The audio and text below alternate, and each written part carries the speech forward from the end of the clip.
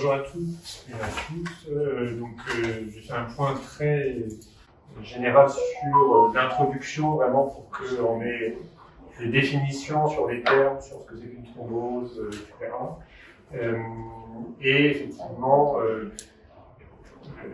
la thrombose va concerner le sang, donc le sang il en a dans les artères et dans les veines, et donc c'était déjà important de bien revoir que les artères sont ces vaisseaux qui partent du cœur et qui vont irriguer tous les organes, et les veines viennent de la périphérie, du bout des membres, du cerveau, des organes, ils vont ramener le sang vers le cœur pour qu'il soit après oxygéné au niveau des poumons, et c'est plutôt sur ce réseau veineux que l'après-midi va être consacré.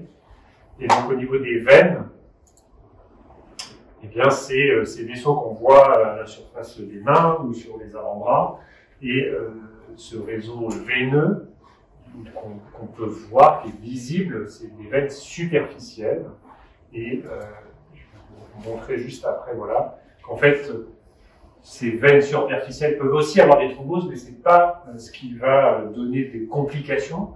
Ces veines superficielles, en fait, elles peuvent s'occlure soit sur des varices pour les membres inférieurs, ou après la cause d'une perfusion, par exemple, pour les membres supérieurs, et c'est pas un problème majeur. Il n'y a d'ailleurs pas forcément d'anticoagulants, de traitement pour ces thromboses, qui restent des thromboses, au niveau des veines superficielles. En revanche, il y a des veines qui vont faire la communication entre ce réseau qu'on peut voir à la surface de la peau et le réseau qui est en profondeur, qu'on ne peut pas voir, qu'on appelle des veines musculaires.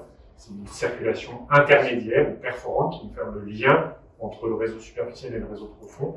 Et on arrive en revanche au réseau veineux profond, qui sont ces veines qui vont ramener le sang vers le cœur.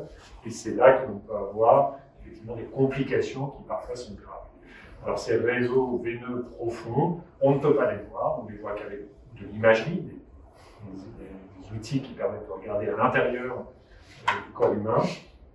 Et donc elles vont suivre les artères et elles auront les mêmes noms. Donc si vous avez déjà été confronté, on peut avoir une thrombose d'une veine fémorale, par exemple, qui est une veine profonde. Alors qu'est-ce que c'est qu'une thrombose? Donc, dans ces veines, on a décrites, vous voyez, au niveau de la jambe, le sang circule, il remonte des pieds vers le cœur, ou des mains vers le cœur, et il va passer en fait à travers des petites valvules qui empêchent que le sang retombe tout simplement, puisque du coup on est à contre la gravité, puisqu'on remonte vers le cœur quand on est debout, et donc le sang remonte petit à petit comme ça jusqu'au niveau du cœur.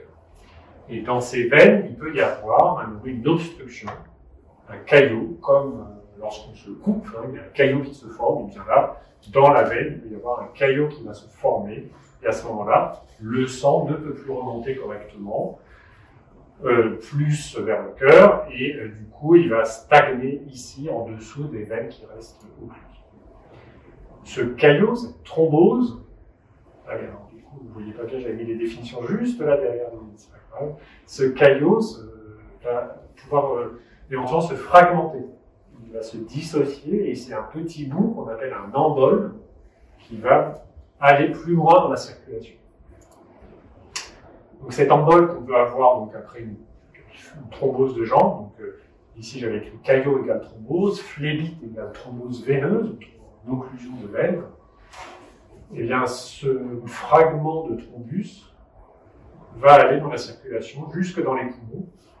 Et là, c'est ce qu'on appelle l'embolie pulmonaire, puisqu'on va boucher un vaisseau qui amène le sang sans oxygène dans le poumon pour que normalement l'oxygène rentre au niveau des globules rouges et que ce sang oxygéné retourne après dans la circulation globale grâce au cœur.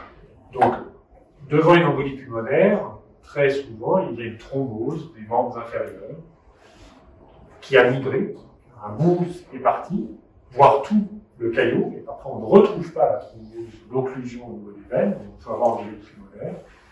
Et donc, dans les définitions, voilà, phlébite, c'est une thrombose de veine, et l'embolie pulmonaire, c'est en fait un morceau de cette thrombose de veine qui a migré, qui a suivi le flux sanguin veineux pour aller jusqu'au niveau des poumons, et là s'arrêter parce que le calibre des vaisseaux devient plus petit et du coup ce thrombus simple. Alors, je vous ai mis ici des images de thrombus qu'on peut voir dans ces artères des poumons, d'embol. Vous avez ici un scanner, donc il faut imaginer que vous êtes sur le dos, que la tête est derrière l'écran et les pieds sont vers vous, finalement, vous êtes allongé. Donc on voit le corps en coupe successive, et donc là on est au niveau des poumons qui sont ici de part et d'autre.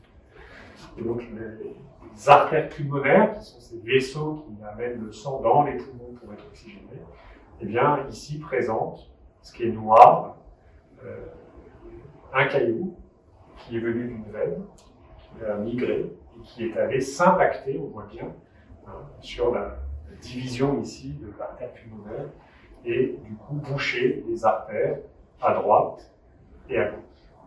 Alors au niveau des veines, on n'utilise plus tellement maintenant ce type d'imagerie qu'on a ici, qu'on appelle une phlébographie.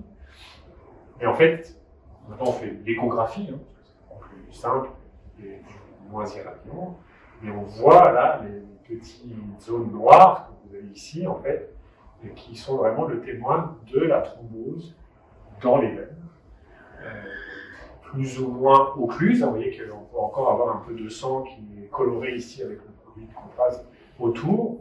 Mais donc ces veines, on est juste en dessous du genou, là, ces veines en fait présentent une phlébite, une thrombose de veine, et un fragment peut aller migrer et donner une embolie.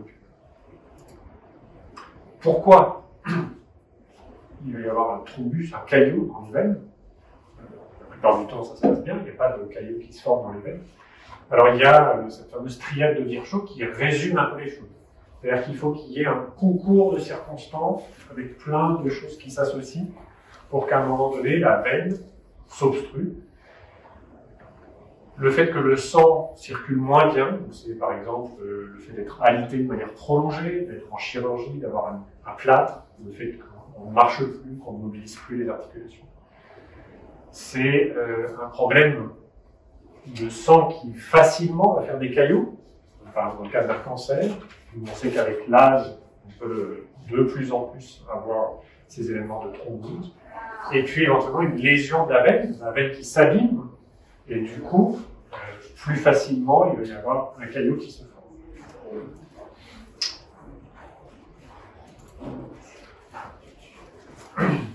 Ce caillou, en fait, c'est du sang, d'accord? C'est des éléments du sang qui est trappé, qui est pris dans un filet qu'on appelle de la fibrine. Cette fibrine, normalement, on n'en a pas. Ce qu'on a dans le sang qui circule, c'est du fibrinogène, qui est une protéine qui circule dans le sang, normal. Et quand on fait un caillou, en fait, ce fibrinogène est transformé dans un réseau qui va vraiment, comme une toile d'araignée, va attraper les globules rouges, les plaquettes, et former le caillou.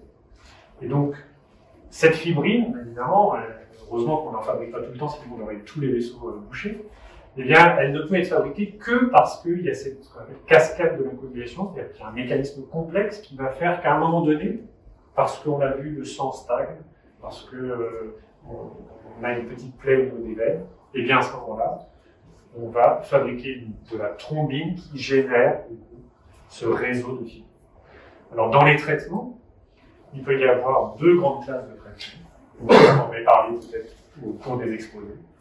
Soit on s'attaque directement à ce réseau de fibrines, et ça s'intéresse vraiment en situation aiguë parce que en fait ce réseau il va vite se transformer en autre chose dans les jours qui suivent la thrombose. Et donc ce qu'on appelle la fibrinolyse, on va casser le réseau de fibrine pour libérer un peu finalement ce thrombus. Soit on va empêcher simplement de faire la fibrine. On se dit, mettons des traitements anticoagulants qui empêchent de coaguler, qui empêchent de faire de la fibrine. Et du coup, vous verrez au cours des exposés aussi différentes molécules qui permettent d'éviter de faire des cailloux, d'éviter de faire de la thrombose. Ma dernière diapositive, est-ce que c'est fréquent finalement de ce dont on parle?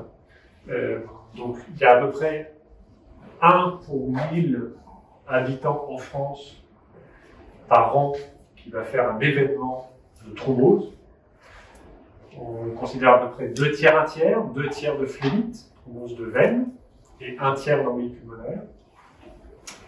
Et en 2013, il y avait 3000 décès liés vraiment à une embolie pulmonaire, c'est-à-dire que dans les causes de décès des données nationales, on peut soit penser qu'il y a plusieurs causes, dont peut-être une embolie pulmonaire, soit on est sûr que c'est une embolie pulmonaire, et là je vous ai mis les chiffres de certitude, donc il y avait 3143 décès en 2013 liés à l'embolie pulmonaire, et pour comparaison, vous avez mis en dessous les accidents de la route en 2019, et bien en fait c'est un peu la même chose. Donc, retenez que voilà, la maladie de thrombolyse veineuse, c'est le même combat que les accidents de la voie publique.